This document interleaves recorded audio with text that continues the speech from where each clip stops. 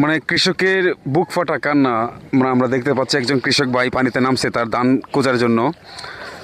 মানে ভাই ধানটা কি কাটা যাবে ভাই? এটা আমাদের গোল্ড ক্রপস। মানে ধানটা কি কাটা যাবে ভাই? ভাই ভাও নাই। মানে দেখুন কি একটা অবস্থা, মানে ধানটা তো গড়ে নেওয়ার মতো অবস্থা নেই, মানে একবারে নষ্ট হয়ে গেছে ধানটা। এখানে আমরা কত কাঠা জমি ছিল?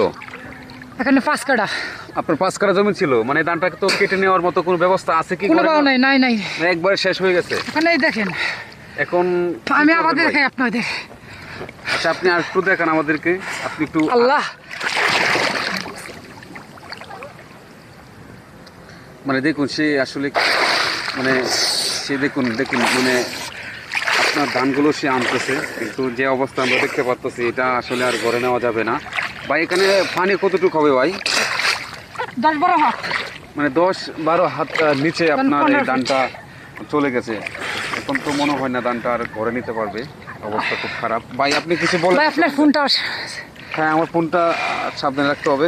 ভাই আপনি এই বিষয়ে কি কিছু আমাদেরকে বলেন যে আপনার কষ্টের ফসলটা যে পানির তলে চলে গেল, এটা কেন চলে গেল, এটা বিস্তারিত বলেন। কোনো আপনি কি কোনো লোক পান নাই নাকি, কোনো লোকজন? না, এই সময় কাজের লোকের অভাব, আর যাও কাজের লোক আসছিল এদের ফুটি পুরা দাম। মানে এই যে কৃষক ভাই, মানে এই ভাইটা কথা বলতে পারতেছে না, মানে ঠান্ডা শরীরে কাঁপতেছে, অনেক নিচ থেকে নিচে গেছে তো পানি, মানে অনেক ঠান্ডা। দেখুন ভাই কিছু আপনি বলেন, আপনি আর এই যে অবস্থা যে দেখলাম খুবই ভয়াবহ অবস্থা। যারা মনে করেন যে কাজ করে তারা আসলে মনে করেন যে 1000 টাকা রুজ হইলেও ভালো হইতো। 1500-2000 টাকা রুজ, এটা তো যুক্তিসঙ্গত না। এটা মনে করেন প্রতি কাঠা জমিতে মনে করেন 10% জমিতে মনে করেন ধান হবে 4 মণ। এখন যদি 6000 টাকা খরচ হয় সেটা কি করে নেবে গৃহস্থের ধান? এটা তো যুক্তিসঙ্গত না, একেবারে একেবারে অসম্ভব এটা। মানে দেখতেই পাচ্ছেন